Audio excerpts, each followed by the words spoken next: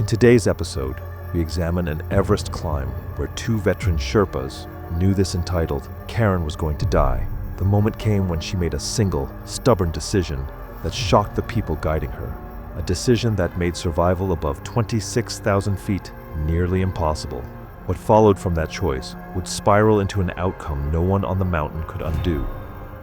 It was April 23rd, 2017, at Everest Base Camp, where the spring climbing season was entering its crucial preparation phase. The sprawling tent city at 17,600 feet buzzed with the controlled chaos of 14 expedition teams finalizing acclimatization schedules and equipment checks. Prayer flags snapped in the thin wind, their colors brilliant against the white expanse of the Khumbu Glacier. Temperatures hovered around 25 degrees Fahrenheit during daylight hours, cold enough that climbers moved between tents in heavy down jackets, but warm enough that the camp felt almost hospitable compared to what waited above. The air carried the familiar sense of base camp life, kerosene from cooking stoves, the sharp ozone smell of glacier ice, and the earthy smoke of juniper burned in morning pujas. Among the climbers was Deborah Mitchell, a 42-year-old real estate executive from Dallas, who had arrived in Nepal 3 weeks earlier with a mission that extended far beyond the summit. At 240 pounds and 5'6", Deborah represented something she believed Everest desperately needed, proof that high-altitude mountaineering wasn't exclusive to the lean, elite climbers who dominated expedition rosters and Instagram feeds. She had spent 18 months training for this climb, completing 2 marathons and maintaining a rigorous gym schedule that left her genuinely fit by conventional standards. What she lacked was any meaningful high-altitude experience. Deborah's path to Everest had been shaped by a divorce 2 years earlier. Her ex-husband had been a triathlete who made casual comments about her weight, disguised as health concerns, observations that accumulated like small cuts until the marriage became unsustainable. After the divorce, Deborah threw herself into fitness with something that resembled vengeance. Kilimanjaro had been her first summit in 2016, standing at 19,341 feet above Tanzania. She had felt a validation that no boardroom success had ever provided. The experience convinced her that mountains cared nothing about appearance, only effort. It was a comforting belief that happened to be dangerously incomplete. Her climbing resume consisted of that single high-altitude entry. Kilimanjaro required endurance, but minimal technical skill, a week-long trek where altitude sickness was manageable and descent was always an option. When reputable Everest operators questioned her lack of experience, Deborah interpreted their concerns as discrimination rather than legitimate safety assessments. She eventually found a smaller Nepali operator willing to accept her $85,000 payment with minimal screening. The Sherpas assigned to Deborah were Mingma Dorje, 48 years old, and his nephew Dawa, 26, both from Namche Bazaar. Mingma had summited Everest 14 times across a 22-year guiding career. His face showed the weathering of decades spent at extreme altitude, deep lines around his eyes from squinting against glacier glare, skin darkened and toughened by wind and cold. He supported 3 children whose education consumed most of his guiding income. His oldest daughter was studying engineering in Kathmandu at a university that cost more annually than many Sherpa families earned in 3 years. The tuition payment was due in 3 weeks, and Mingma had exactly enough saved if this expedition paid out as contracted. Walking away from a $6,000 guiding fee, split between the 2 men, would jeopardize everything his family had worked toward. Dawa had completed 4 Everest summits and was engaged to be married in August, the wedding funded entirely by his climbing income. He possessed less diplomatic patience than his uncle, a directness that had occasionally cost him work. Where Mingma had learned to swallow frustrations for the sake of employment, Dawa still believed honesty mattered more than client comfort. Mingma valued his nephew's integrity, even when it created friction, believing that silence in the mountains killed more people than uncomfortable conversations. The problems began during the first camp meeting, when Mingma attempted to review safety protocols with the 12 clients assigned to their expedition company. Deborah sat at the back scrolling through her phone, responding to social media comments on her most recent post about breaking barriers on the world's highest mountain. The post had generated significant engagement, nearly 4,000 likes and hundreds of supportive comments from followers who saw her expedition as a representation that mattered. When Mingma explained the importance of efficient movement through the Khumbu icefall, the objective hazard zone where speed meant survival and delays could trap climbers beneath unstable seracs during the warmest hours. Deborah looked up briefly and said she understood, then returned to her screen without asking questions. The following morning, Deborah emerged from her tent with a handwritten list of requests. She wanted Mingma and Dawa to carry her camera equipment, a professional DSLR with 2 lenses that added 4 pounds, along with spare clothing layers and portable charging equipment for her social media documentation. When Mingma explained that Sherpas carried group equipment, safety gear, and emergency supplies rather than personal items, Deborah's response came sharp and immediate. She had paid premium rates specifically for premium service, and carrying her gear was part of that service. The expedition leader, Tenzing, sided with Deborah. The additional weight was reasonable.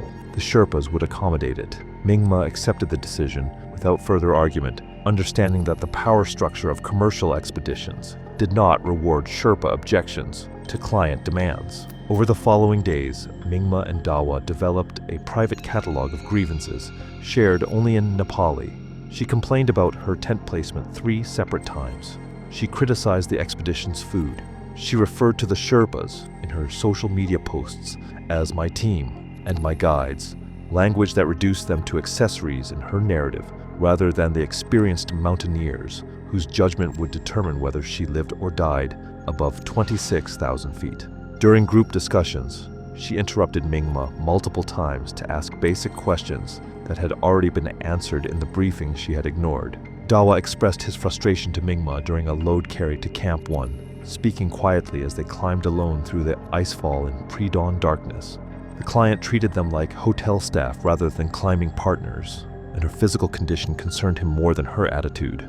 She moved slowly, even at base camp, her breathing heavier than it should be during simple tasks. Mingma agreed, but offered no solution beyond patience and observation. The first acclimatization rotation began on April 28th. The climb to Camp 1 required navigating the Khumbu icefall, a chaotic maze of crevasses, unstable seracs, and aluminum ladders that shifted daily as the glacier ground downslope. The route measured approximately 2,000 vertical feet and typically required 3 to 4 hours for acclimatized climbers. Objective hazards, seracs collapsing without warning, shifting ladders over widening slots, and ice towers shedding blocks as the sun warmed the glacier meant that time in the hazard zone needed to be minimized. Teams departed before dawn, moving through the worst sections while overnight cold kept the ice stiffer and reduced the odds of seracs shifting or collapsing as the sun rose. Deborah required nearly 7 hours to reach Camp 1. By the final ladders, Mingma could feel the day warming under his crampons, and he knew they'd spent far longer in the icefall than any guide would ever want. Her pace through the technical sections was painfully slow, each ladder crossing preceded by long pauses where she tested the rungs repeatedly before committing her weight. The ladders, sometimes 3 or 4 lashed together to span wide crevasses whose bottoms disappeared into blue shadow, flexed and swayed with each step, requiring balance and confidence that Deborah clearly lacked. The rope team behind her waited without complaint initially, but the delays accumulated. By the time they emerged from the icefall's upper section, the sun had risen high enough to warm the ice, and the sharp cracks of shifting seracs echoed across the glacier like distant thunder. Mingma climbed directly behind Deborah throughout the ascent. He watched her crampon technique, noting that her foot placements lacked confidence and her balance seemed uncertain on steep terrain. She crossed her feet while traversing, a beginner mistake that risked snagging and falling. These were fundamental skills that should have been mastered long before attempting Everest. At Camp 1, after she disappeared into her tent without helping with camp tasks, Mingma checked her oxygen saturation using his pulse oximeter. The reading showed 73%, low but not immediately dangerous at 19,500 feet. 73% was concerning but not shocking at that altitude, where even acclimatized climbers often read in the 70s depending on cold, fatigue, and circulation. Still, it suggested her body was struggling to adapt, a warning sign that would become critical at higher camps where margins disappeared. The second rotation to Camp 2 revealed the same pattern. The climb from Camp 1 traversed the western CWM, a vast glacial valley that became a heat trap during midday when the sun reflected off surrounding ice walls. Temperatures could rise into the 50s despite the 21,000-foot altitude, creating conditions that dehydrated climbers rapidly and accelerated exhaustion. The route stretched for miles across relatively flat terrain,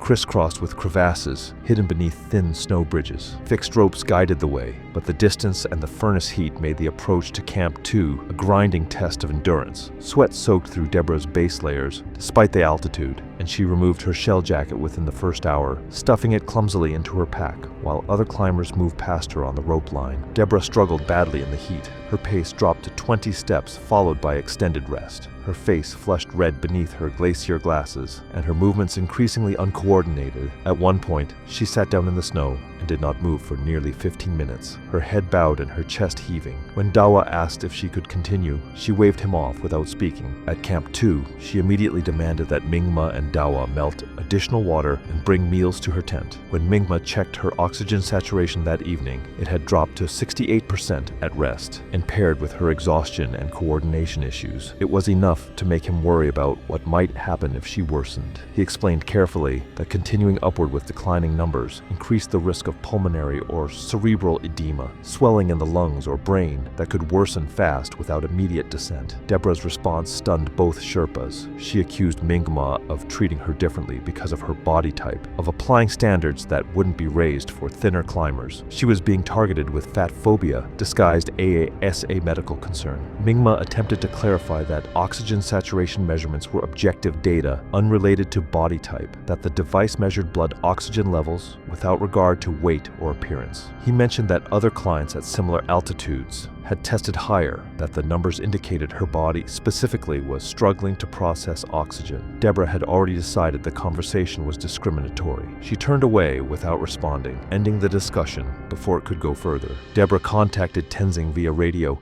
and complained that her Sherpas were creating a hostile environment. Tenzing's response, delivered during a private conversation with Mingma the following morning, made the power structure clear. Deborah was a paying client who had signed liability waivers acknowledging the risks. Unless she deteriorated into something undeniable, confusion, inability to walk, or obvious respiratory distress, the expedition would continue. The Sherpas needed to maintain professional conduct and avoid conflicts that could damage the company's reputation. Client complaints spread quickly through the tight network of expedition operators, and difficult Sherpas found themselves unemployed regardless of their experience. Hey, quick reminder that if this kind of in-depth coverage matters to you, subscribing and leaving a like helps support the channel make more videos like this. Now let's get back to the mountain. The third rotation to Camp 3 revealed the full scope of Deborah's inadequacy. The climb from Camp 2 required ascending the Lhotsa face, a 2,300 vertical foot wall of blue ice angled between 40 and 50 degrees. Fixed ropes provided security, but the climbing demanded sustained leg strength and cardiovascular capacity that altitude steadily depleted. Strong climbers reached Camp 3 in 4 to 5 hours. Deborah took 9 hours and 15 minutes. Dawa stayed with her the entire way, watching her deterioration with growing alarm. She stopped every 30 to 40 feet, her breathing shallow and rapid, her legs trembling visibly between efforts. Twice she nearly lost her footing, catching herself on the fixed rope while her crampons scraped uselessly across hard ice. The trembling in her legs worsened as they climbed higher, the muscle fatigue compounding with oxygen deprivation, until even standing still became an act of will. Around 22,000 feet, she began making small errors that experienced climbers never made, forgetting to unclip her safety before moving to the next anchor, pulling on the rope instead of stepping up with her legs, pausing mid-traverse where the angle demanded constant movement. Dawa watched each mistake accumulate into a pattern he'd seen before, always in climbers who were hours away from complete failure. The mountain was grinding her down cell by cell, and the summit was still 7,500 feet above them. On the fixed lines, even simple transitions, clipping, unclipping, and sliding her ascender, stopped being automatic and started taking effort she didn't have. At one point, roughly 2/3 up the face, she simply stopped and stared at the ice without moving, her eyes unfocused and her expression distant, as if she had forgotten where she was. When they finally reached Camp 3 at 23,500 feet, Deborah collapsed into her tent and did not emerge for the rest of the evening. Dawa found Mingma and stated clearly that continuing the expedition would kill their client. Her physical condition had crossed from struggling to failing. Her oxygen saturation at Camp 3 measured 64% at rest, a number that, combined with her confusion and coordination problems, put cerebral edema on the table. They needed to descend immediately. Mingma agreed completely, but had no power to enforce it. He radioed Tenzing and delivered the same recommendation. An hour later, Deborah's voice came through the radio, crackling with altitude-thinned air and absolute determination. She felt fine. The climb had been hard, but she had made it. She was continuing to the summit. The Sherpas could either support her decision, or she would file formal complaints about their unprofessional conduct, which would include social media exposure about discrimination and prejudice in Nepali guiding companies. The threat carried weight that technical arguments and medical data could not overcome. A single viral social media post accusing him of discrimination could end Mingma's career permanently. Dawa's wedding required the income this climb provided. Walking away would brand them as difficult Sherpas who abandoned clients. They descended to base camp with Deborah in silence, preparing for the summit push. Neither believed she would survive. The weather window opened on May 18th. Meteorologists predicted a 36-hour period of reduced winds and clear skies. Deborah insisted on joining the push despite having shown no improvement during her rest period. If anything, she appeared thinner and more exhausted than before, her face gaunt and her movements slow. The climb from base camp to Camp 4 required 2 days, with overnight stops at Camp 2. They touched Camp 3 only long enough to reset gear and oxygen before continuing upward. Deborah moved like someone operating on fumes, her pace steady but ominously mechanical. At Camp 4, 26,000 feet into the death zone, Mingma checked her oxygen saturation one final time before the summit push. After warming her hands and taking multiple readings, the best number they could coax from the oximeter was still ugly, 61%, even after they briefly put her on oxygen ahead of schedule and tried to stabilize her breathing. Mingma made his last attempt to stop what he knew was about to happen. He knelt beside Deborah in her tent while the wind battered the fabric. He spoke with careful precision,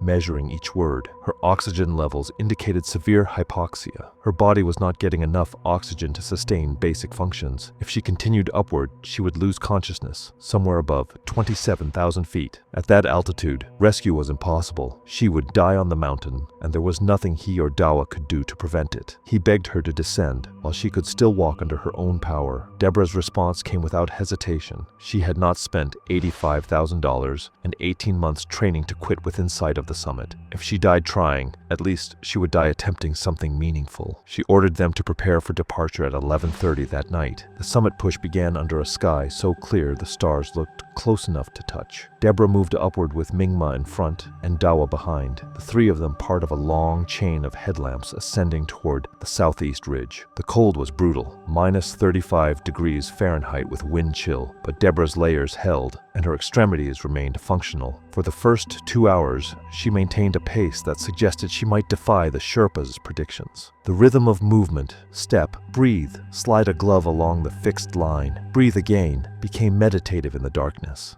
Above the balcony at 27,600 feet, the deterioration accelerated. Deborah's rest stops extended from 30 seconds to 2 minutes, then longer. Her breathing became rapid and shallow, each exhale accompanied by a wet, rattling sound that made Dawa think of climbers whose lungs were starting to fail. She stumbled repeatedly, catching herself on the fixed rope, but showing the impaired coordination that accompanied cerebral hypoxia. Other climbers passed them, moving steadily toward the summit. Some offered words of encouragement. Most said nothing, focused entirely on their own survival.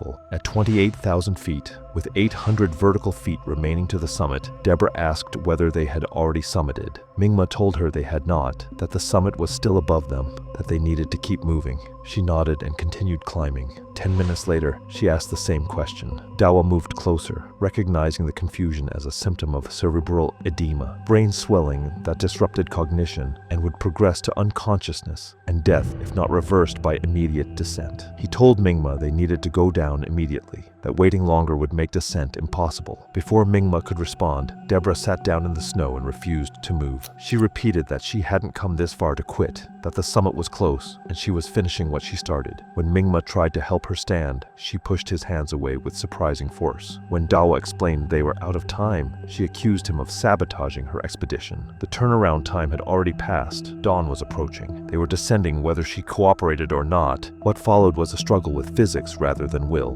Deborah had stopped functioning as a climbing partner and become dead weight that needed to be moved down technical terrain in the death zone. At sea level, 2 fit men could carry 240 pounds between them without excessive difficulty. At 28,200 feet, with steep terrain, technical challenges, and their own bodies failing from hypoxia and exhaustion, it was nearly impossible. They clipped her harness into the fixed line between them and tried to inch her down in short, controlled drops. They tried for nearly 2 hours, lowering her down short sections of fixed rope, supporting her weight when the angle allowed, pleading with her to help by moving her legs and maintaining some semblance of coordination. She drifted in and out of consciousness, sometimes responding to commands, sometimes staring blankly at nothing, sometimes asking whether they had summited yet. Each meter of descent demanded coordination that both men were running out of. Mingma's fingers had gone numb inside his gloves an hour earlier, making every rope adjustment clumsy and uncertain. Dawa's vision had narrowed to a tunnel, his own hypoxia building as he burned through reserves trying to keep Deborah clipped and controlled. Twice her weight shifted unexpectedly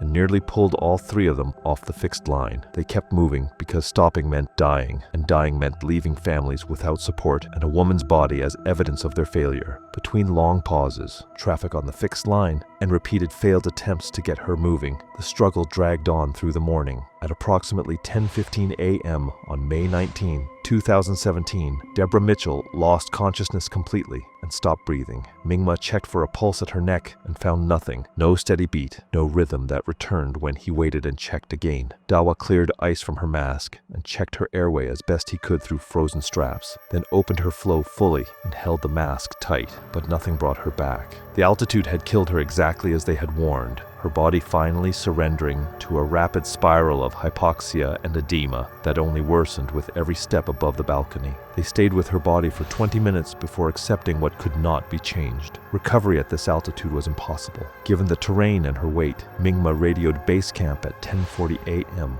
reporting the death and their position, and was told a full report would be required upon return. Deborah would remain where she died, another body on Everest's upper slopes, passed by climbers who would never know her name or story. The descent to Camp 4 stretched into a brutal stop-and-start crawl that ended late that night, leaving both Sherpas frostbitten and emotionally shattered. The official investigation cited high-altitude pulmonary and cerebral edema, noting the client had been warned repeatedly and chose to continue. Initial online reaction blamed the Sherpas, but the narrative shifted as other clients, radio transcripts, and oxygen logs confirmed her refusals to descend. The criticism faded. Mingma continued guiding, but began refusing unqualified clients, even at personal cost. Dawa left expedition work entirely, opening a small tea house in Namche Bazaar. Deborah's body remains at approximately 28,200 feet, slowly absorbed into the ice, a reminder that Everest does not care why someone climbs. Thanks for watching. Want to watch more? Click on your screen now